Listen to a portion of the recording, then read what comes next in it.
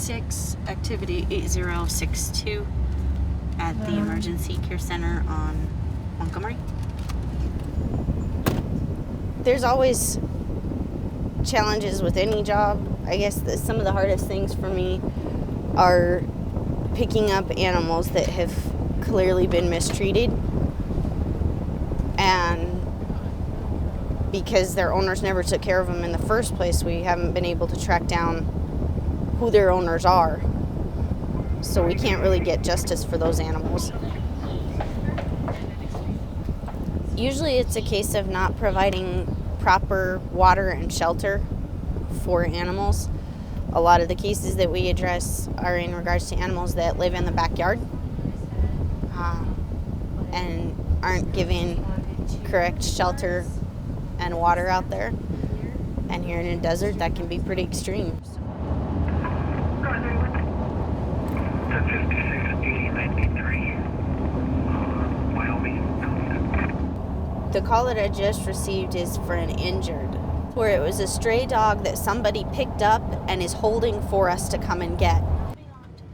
He might be the little one I'm looking for. 10-4, updated to 2713 at this 1020. I've been notified by one of the neighbors that the dog lives at this address. So the call started out as the dog being a stray injured, but then I was notified by one of the persons on the street that lives in the area that actually the dog lives at the address that called it in as being a stray. The dog's behavior was also consistent with the fact that it lived there, being that it stayed on the porch and returned to the yard. But here in Albuquerque, when you do take that kind of responsibility and keep a dog in your care for a couple of weeks, couple of months, it becomes your dog. What we don't want is for somebody to just try to deny or shirk the responsibility and leave it to us to take care of.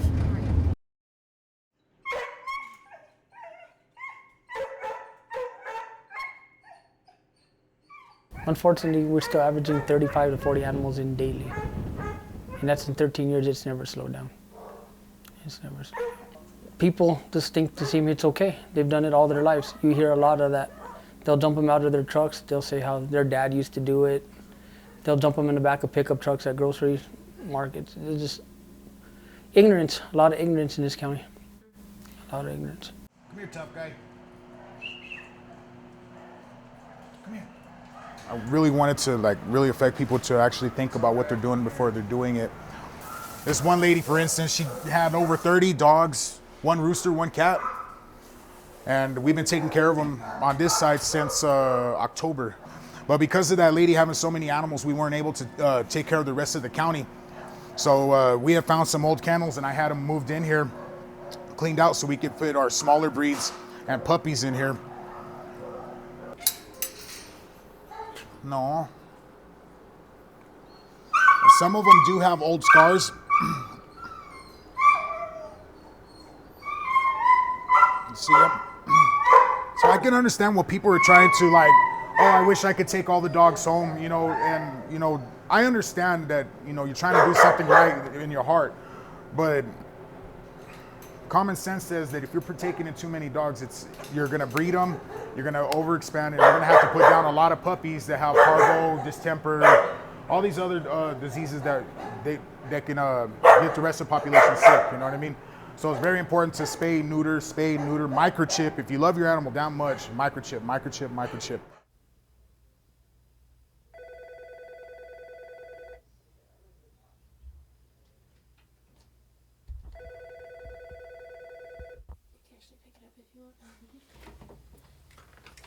Animal Protection in New Mexico Animal Cruelty Case Line. This is Alan. How can I help you?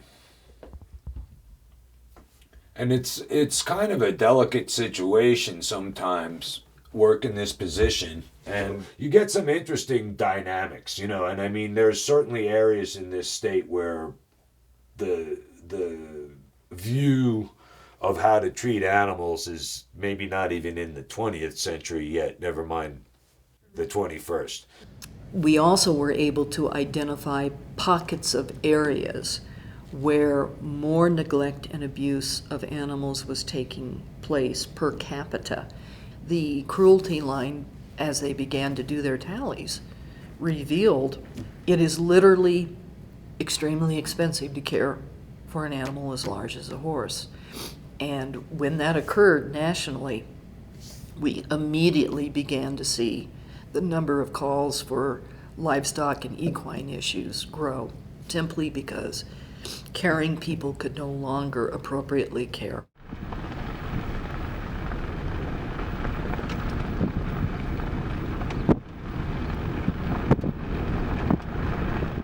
You know, everybody that comes to New Mexico that has an acre or two wants to have a horse in the backyard because, you know, they might have grown up around a horse or their children want one. And whenever a member of the family loses a job, hours get cut back, the first thing that stops is feeding the horse in the backyard. And then whenever that horse gets totally emaciated, where, you know, they have to do something, that's when we get them.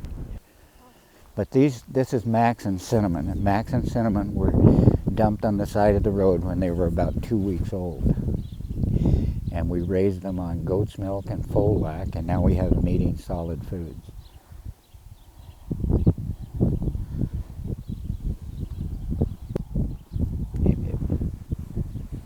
How you doing?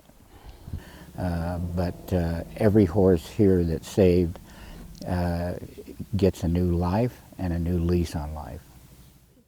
The animal cruelty hotlines are the absolute trench work for Animal Protection of New Mexico's programs, all of them. And one of the things that became evident to us is the need for humane education at a very young level. Okay, well today what we were going to do is read together. Would you do that? Would you read to Zena and Rico? Mm-hmm. Yeah! Well, in order to do that, we all need the same book, right?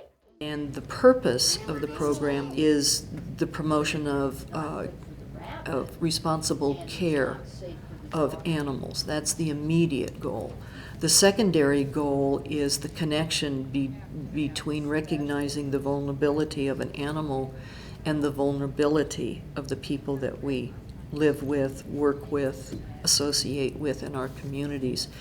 Animals cannot speak for themselves. They need someone to represent them and protect them.